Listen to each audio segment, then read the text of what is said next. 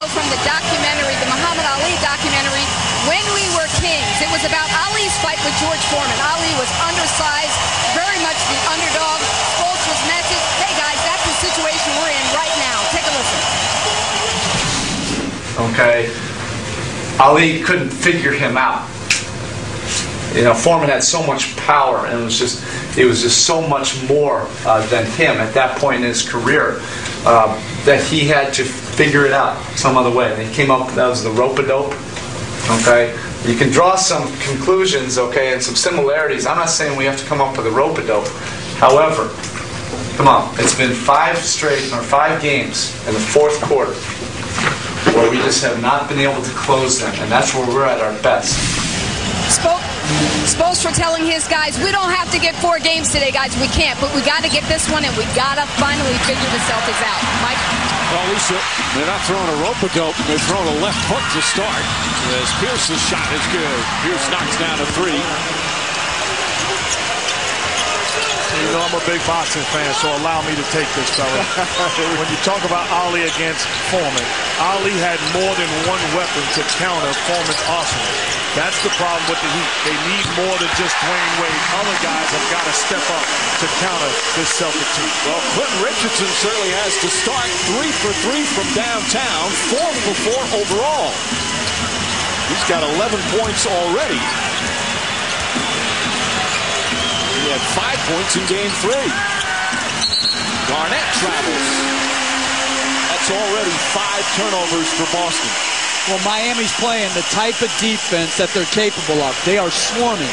And even on the 3 that Pierce got, it was a well-defended possession. All they needed to do was hit the floor for a loose ball. During the regular season, Miami's defense one of the best in the NBA. Richardson again gets inside, misses. And again, Rondo quickly brings it up the floor. Good transition defense from the Heat.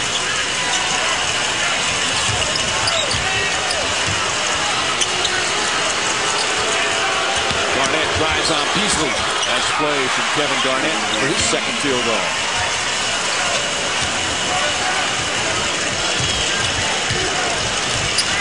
You know, Rajon Rondo was saying after game 3, one of the reasons the Celtics better be ready is because this series has been closer than 0-3 as Arroyo knocks it down.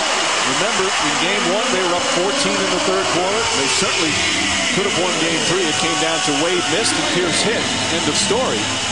So even though it's a 3-0 series, it's actually been a little more competitive than that. The game 2 was the blowout. Going to be a foul? Nope. Defensive 3 seconds. All against Jermaine O'Neal. So a one-shot technical.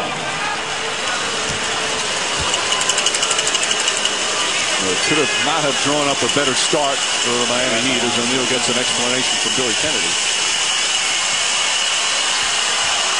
Here's Ray Allen, 25 points in game 2, 25 in game 3.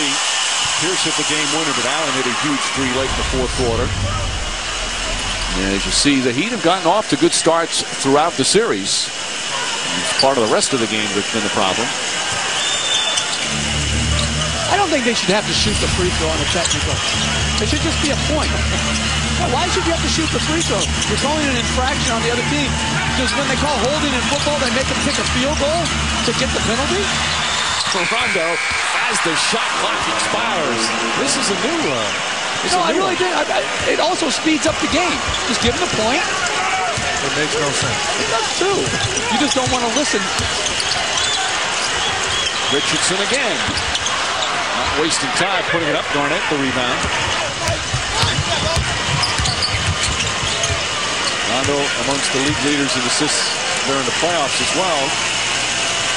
Got a couple of double-figure assist games. And is rebounding so well. Pierce got hit and a foul. And Paul Pierce is he's starting to look like the Paul Pierce of old. You haven't really been able to say that much this season. Injuries have been a big part of that. But he looked great the other night and sharp early here. Donovan touched on it as clearly a foul by Quentin Richardson as Pierce releases the jump shot. Donovan touched on that prior to the last game. He says, hey, I used Paul Pierce when he came back from injury as if I was going to use him in playoff situations because I wanted him to begin to develop a freshness and a bounce and get back to the old Paul Pierce because we knew that he's our go-to guy. Well, his right knee was scoped back in December and then fluid drained in February as Perkins blocks Jermaine O'Neal's shot. And Rondo comes the other way. He also had a thumb injury, a foot injury. Comes up short that time. He's been banged up for a good part of the season.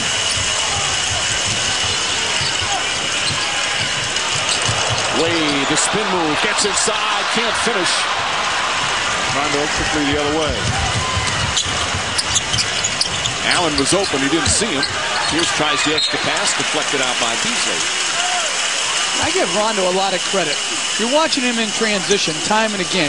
He could have taken shots, but instead he is trying to get others involved. And when these guys like Garnett and Pierce were injured, he had to put more of a scoring load on his shoulders, and he delivered. But now with everybody back, he knows his role, and I give him credit for giving up of himself for the good of the team. He has been superb no matter what role has been asked of him. As I foul out Paul Pierce, and let's listen to some coaches' huddles. All right, now, great passion. Stay with the energy, okay? Keep the energy going. We're not doing anything on either end. They're beating you down the floor. They have more energy than you right now, all right? And we're not keeping the game simple. Dwayne Wade made it simple right there. Hard drive, drew the foul, put it in. Doc Rivers was not happy with their defense in Game 3, despite the victory. Well, I like this. Giving Wade the ball with a head of steam coming right at Ray Allen. Celtics didn't do a good job in shrinking the floor and giving him more than one defender to see. But I like that set for Dwayne Wade with the head of steam. And I think if you're Boston and you see him in that situation time and again, you've got to give earlier help. That foul on Boston against Ray Allen. So Allen picks up 2 fouls. He'll sit down. Tony Allen comes in. And as we've said, and you mentioned earlier, Tony Allen has been very good off the bench. 7 steals in the first 3 games. And Glenn Davis also coming in as Perkins takes a breather. 2-3 zone by Miami. Garnett gets it inside. Ball lost by Davis. Still Celtics ball with 14 on the clock.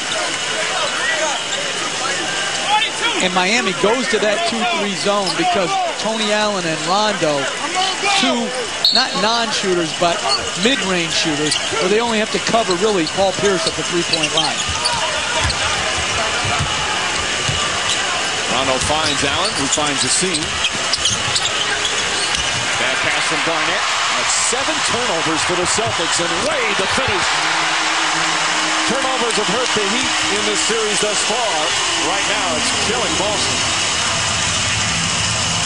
Give the Miami Heat a lot of credit defensively. They're making extra effort plays. Chasing down loose ball, active hands, and making multiple effort plays. 8 turnovers, and there's still 3:39 to play in the period. Talk about active hands. You see high hands, guys getting involved in the passing lane. Good things happening defensively. You're able to push the ball and get transition baskets. And that turnover was caused because Tony Allen, instead of being a spot-up shooter in the corner, where he would have been wide open for a 3 if that was a Ray Allen, he wants to catch and go. He got his jump on it early, and that led to the turnover. Richardson leans in, draws the foul, count it, and 1.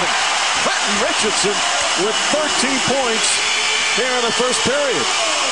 He's averaging 8 a game in the series, but has exploded out of the game.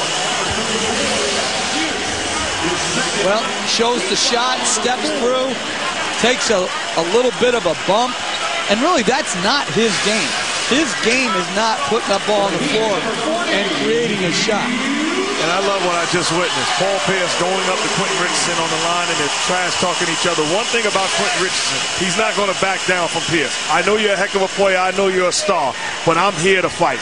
I'm going to compete on both ends of the floor no matter what. There's no give right there. He says, look, I'm at the foul line. I just made the basket over you. I know you're the truth, but I also can get it done. What do you think Pierce was saying to him? He said to him, are you talking to me? That's exactly, you read his lips, that's what he said. Because, you know, Quentin Richardson was doing it like a slickster, mumbling it. I like that. Well, of course, Richardson called both Pierce as Chalmers gets away from Davis. Wade to finish. Richardson had called both Pierce and Garnett.